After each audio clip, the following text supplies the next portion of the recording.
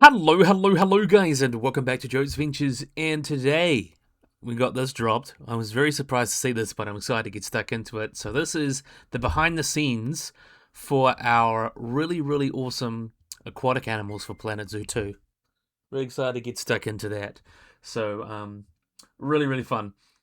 So let's go through it. So don your snorkel, zip up the wetsuit, and tighten those flippers as we dive behind the scenes and meet the awesome aquatic animals coming to Planet Zoo 2. Very cool. So, hey all zookeepers! We're back with more behind the scenes details about Planet Zoo, this time peering into depths to meet the inhabitants of the sequel's brand new aquariums. So don your snorkels, zip up that wetsuit, and tighten those flippers as we dive behind the scenes to meet the awesome aquatic animals coming to Planet Zoo 2. So, community's fish lists. I love those puns. So, what are the most frequently requested features from across the Planet Zoo community has been the addition of fully aquatic animals, and I think for good reason. While fish, turtles, and marine mammals frequently topped wish lists across the community, it wasn't until work started on Planet Zoo 2 that we felt that we could do these animals justice. Aquatic animals require wholly different kinds of care to their terrestrial counterparts, alongside habitats which are a touch wetter, surprisingly, requiring new systems and the technology to support them, all of which we needed to build from the ground up. So here's a really nice picture of a blacktip reef shark. So the differences for our aquatic animals even extends to our research and how we select species for the game. As we covered in our previous behind the scenes, talking about the animals and stuff, we do a substantial amount of research for every animal that appears in Planet Zoo too. And speaking to experts and consulting the IUCN Red List for creating extensive catalogues of reference photos and videos. A wrinkle in this process for aquatics was simply that the data for fish and other aquatic animals can be substantially different compared to terrestrial animals, with population numbers, for example, often coming from the fishing industry. Simply put, the ocean is still such an alien environment for humans that effective study is a real challenge. So it's really hard to understand those populations. So yeah, fair enough. Because most people, the only time you're at the ocean is really for fishing. So yeah, it can be quite a difficult one. When sleeping, or when not sleeping, when selecting our aquatic species, we felt it was essential to reflect the trends in real-world husbandry and ethical practices. Conservation and animal welfare is at the heart of Planet Zoo's ethos, which is a key consideration for us with our aquatic species. We want to ensure that the species we include are suitable for habitats available and designed with the game launches. So that's pretty much saying they wanted to keep things realistic. There are a lot of animals in zoos. No great white sharks that struggle in captivity. No large baleen whales. Probably going to mean no dolphins, at least for the time being. Things like that. I really kind of hope they do that. I hope they do have those harder animals. Mainly because obviously a great white shark would be an awesome sell, or a blue whale. That would be an amazing sell. But I really liked what they did with the polar bear originally. It was, make them really difficult. Not obviously they changed it over time to make them still difficult, but not as stupidly difficult. I really like that idea if they just make some animals just really hard to keep. And I think that'd be really cool to have that, for your sandboxes. So, have an animal that's just super difficult, and if you manage to do it, it's basically almost like a cheat code to the game. I really hope that could work in gameplay, but obviously for the beginning of the game, I'm fine with just random species like this. But yeah, like leatherback sea turtles, because they're difficult to feed, though they have been raised in captivity. Whale sharks, they're in captivity. That would be a great animal, but they do struggle a little bit. Large whales, giant squid, all those kind of things. So really cool animals, but yeah, probably not going to be coming to the base game, which I'm perfectly okay with. So once we have completed our research and selected the aquatic animals to feature in Planet Zoo, it's time to tackle the process of bringing them to life. So, testing the waters. Of course, we're testing the waters. Of course, one of the biggest differences for aquatic animals compared to terrestrial animals is in Planet Zoo is their home, the aquariums. Within aquariums, animals spend all their time moving entirely in a three-dimensional space and interact with player-built structures in a different way than our terrestrial animals, requiring an all different approach to almost all interactions.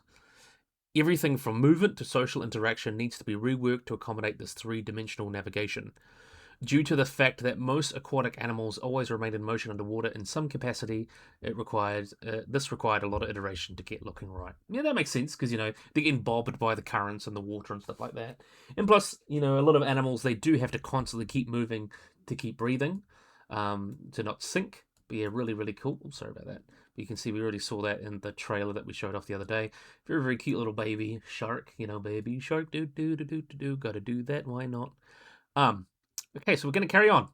Most aquarium animals in Planet Zoo 2 have varying preferences on where in the water column, their relative height of the water, they prefer to spend their time.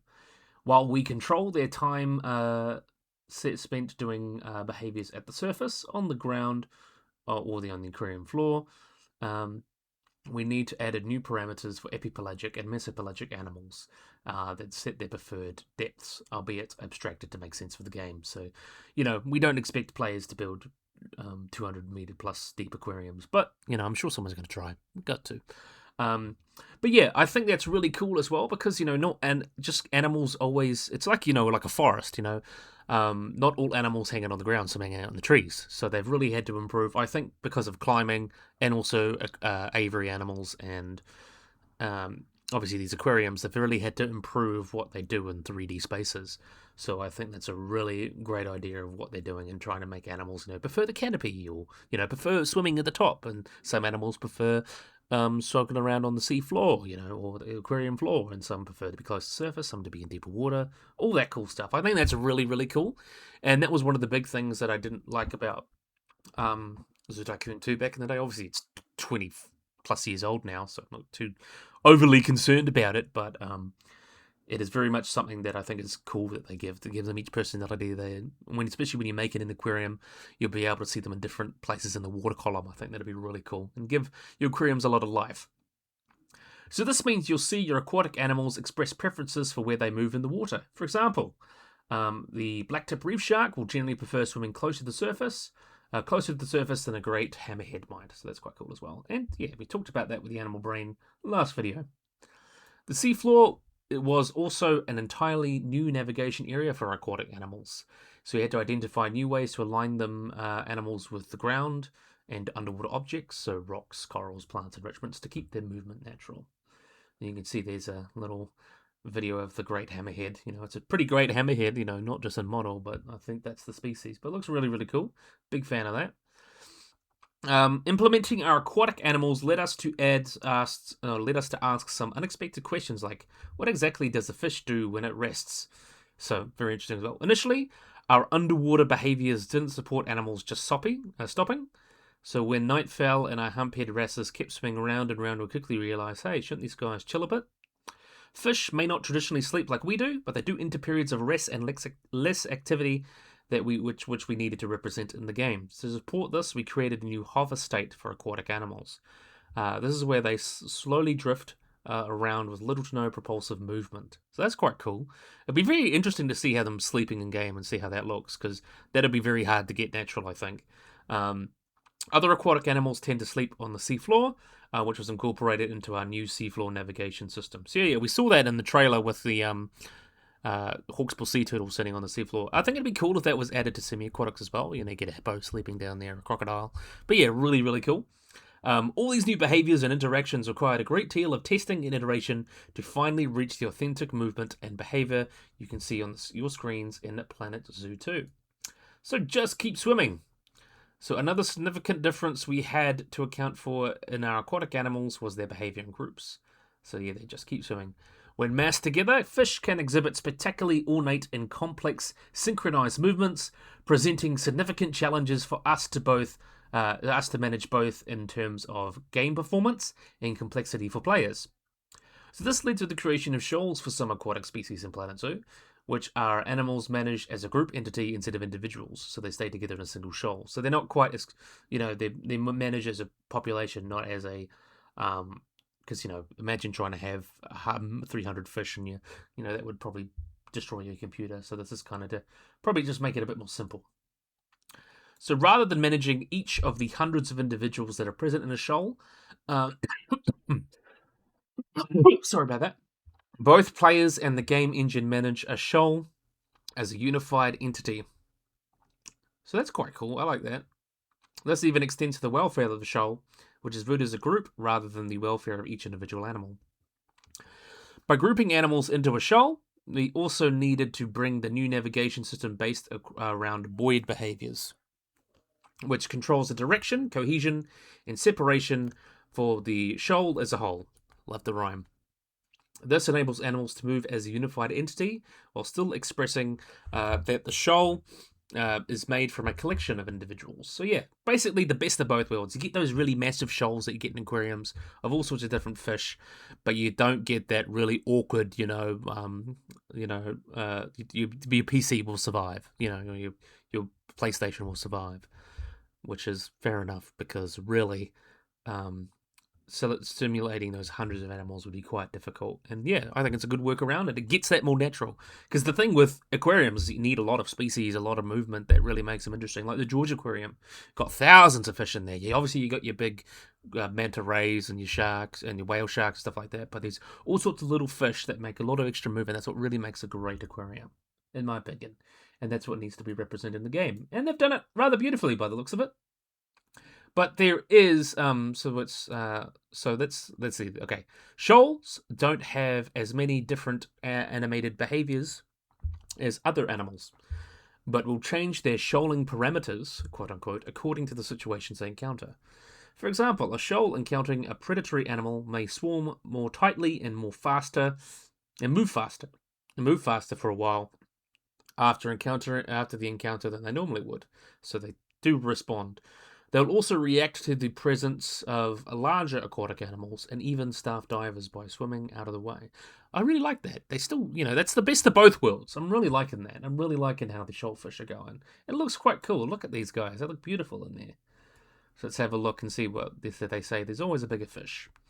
In addition to the shoals, there's always a bigger fish. Planet Zoo 2 also features a more complex individual aquatic animal.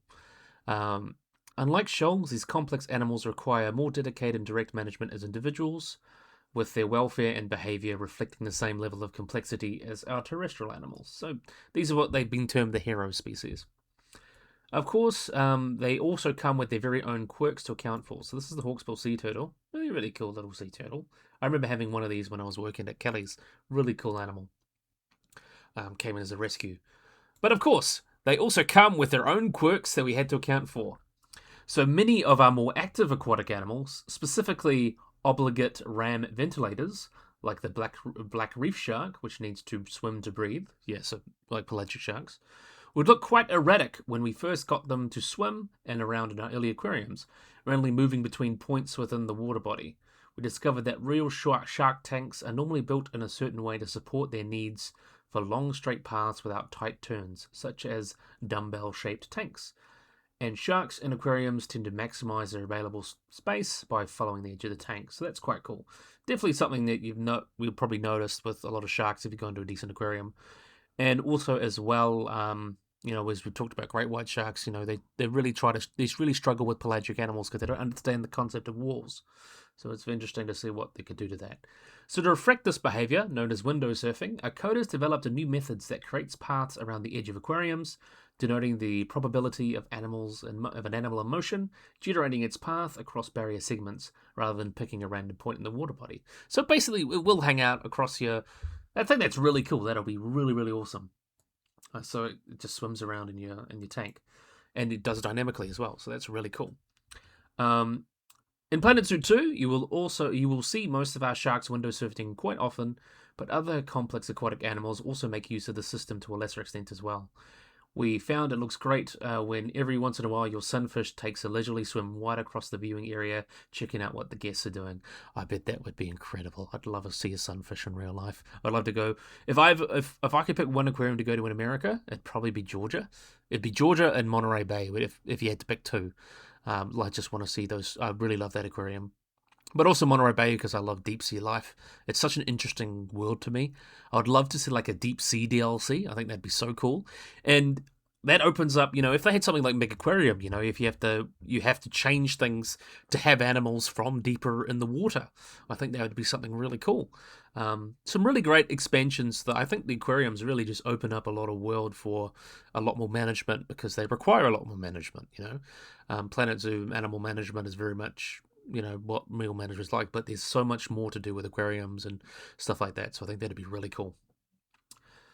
So, just like with our terrestrial animals, we also spent a lot of time introducing behaviors to our animals to make each species feel truly unique. One behavior we discussed a lot within the team was the puffing up response of the pufferfish. So you can see that's a really cool one of the pufferfish. Looks so amazing, really big fan of that. Generally, this is a behavior that pufferfish exhibit primarily as a stress response when threatened.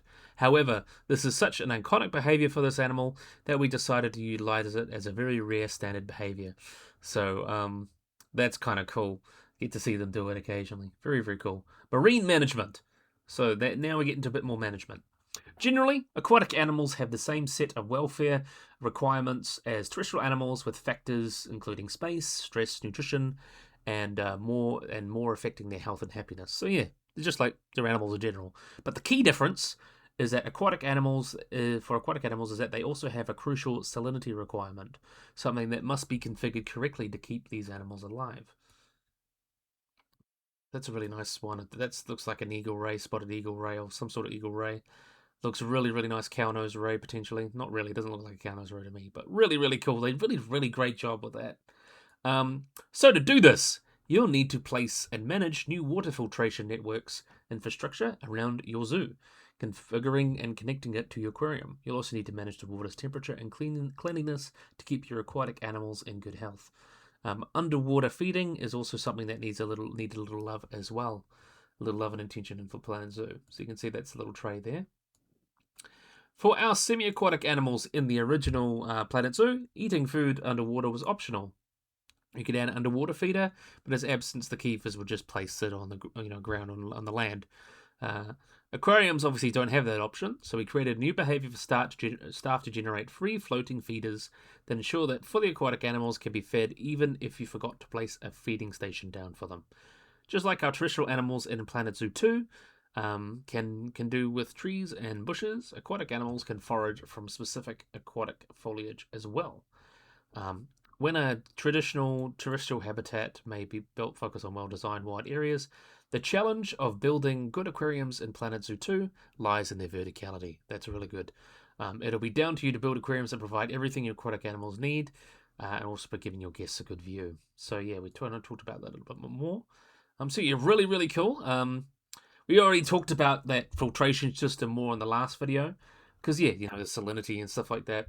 And I mentioned bigger aquariums, like large, these, like when you get to these sort of sizes to hold animals, like spotted eagle rays and turtles and quite large animals, that becomes a little less of an issue. But when you have very small tanks, things like making sure, and especially with corals too, making sure that the right pH and the right the nitrates and the nitrites are all good, and magnesium and calcium, especially for corals, that's a very important one. So controlling those systems, I think that could add a lot more management, especially for smaller aquariums. But I think for these bigger ones, salinity kind of works quite well. But yeah, so I love this guy here. Very, very cool. So, taking the plunge. Aquariums and fully aquatic animals bring a whole new dimension for players to discover in Planet Zoo 2, with a bucket full of new behaviours, management considerations, and build options for you to uncover. It's been a delight to finally deliver this much requested feature to Planet Zoo series, and we're looking forward to seeing some awesome aquariums come launch in October. So Planet Zoo is a blah. So yeah, really, really cool update. I'm really excited to see what's going to come with these aquariums, and I'm really excited to build some awesome aquariums. I think it'll be really, really cool. I've wanted to do aquariums for a while. I'm just curious. My only real big questions is how well is this going to integrate with terrestrial animals? Because we can see here that obviously there's a shoal of fish swimming in through there. What if we have a crocodile enclosure or a hippo enclosure, and we have cichlids in there, and just wanted to add some more pizzazz, because a lot of zoos do that. My question is more how they interact. Are they just going to be binary, or is there going to be? There should be at least a decent amount of integration and stuff like that within these aquariums, and so you can have shoal animals. Even if they just shoal animals can just go in there, I think that's a good idea. Just so you can have that, and gotta have the crocodiles in there as well, and semi-aquatic animals. So yeah, I think that's a good plan. And yeah, the salinity. I really hope that because they really want to go on to more management. I really hope they do add, like, maybe for smaller aquariums and stuff like that. As I mentioned, the management stuff like that, just to try and increase the interestingness, or increase the management. But yeah, overall, very happy with how it's come around. Just a few questions I would like answered, hopefully in the future. They just need to have a hippo in a fake aquarium, or a hippo in there with some tiger fish, and then be like, okay, now we can mix them. So yeah, I hope that's a really, really cool feature. I hope that we get sorted out. So yeah, I think this would be a great place to end the video. So I really, really, really hope you guys enjoyed this video. If you guys like and subscribe, always remember to hit the little bell icon to get notified about anything. So I hope you guys enjoyed this video. If you guys like and subscribe, and hope to see you. Bye bye.